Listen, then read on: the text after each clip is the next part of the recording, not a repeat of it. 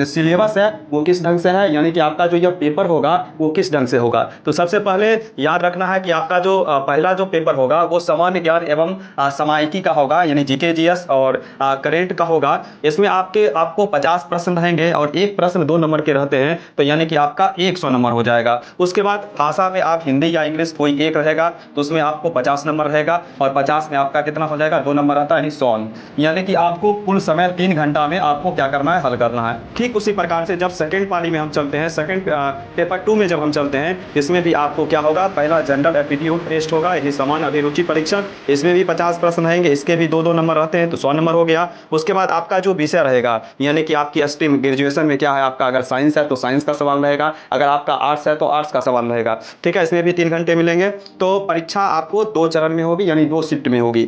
उसके बाद दोनों चरण जो है अनिवार्य है, कंपलसरी है, ये नहीं कि आप एक ही पाली में दे करके फिर लौट गए, तो ये भी दिक्कत वाली बात है, आपको दोनों पाली देना है। उसके बाद दोनों में याद रखना कि आपको क्वेश्चन जो रहेंगे वो ऑब्जेक्टिव टाइप से रहेंगे, यानी कि आपको 4 बहुवैकल्पिक जो है उसमें दिया हुआ रहेगा, विकल्प मौजूद रहेंगे। इसके अलावा इसमें निगेटिव मार्किंग भी होती है। ठीक है, 0.67 और एक प्रश्न 2 अंक का होता है, जैसा कि मैंने पहले बता दिया। तो पहला 9 से 12 और दूसरा 2 से 5, बीच में आपको यानी कि 2 घंटा 12 से 1 से 2 उसमें आपको समय मिलेगा। लेकिन याद रखना कि आपको 1 घंटा पहले सेंटर पर पहुंच जानी है जहां आपका सेंटर रहेगा। इसके अलावा अगर आप दूर से जा रहे हैं, हो सकता है मे भी आपके मन में क्वेश्चन होगा, सवाल होगा कि सर बैग वगैरह लेकर के जाते हैं, तो बिल्कुल अगर आप बैग लेकर के जाते हैं तो बाहर में हर एक सेंटर पर नॉर्मली यह देखने के लिए मिलेगा कि आपको कुछ पैसे लेंगे और आपका बैग रख लेंगे। ठीक है, तो बैग वगैरह आपको रख लेना है। ठीक है, और उसके बाद आपको कोई भी कैलकुलेटर वगैरह ये सब चीज़ लेकर के नहीं जानी है, इसको आपको ध्यान में रखना है।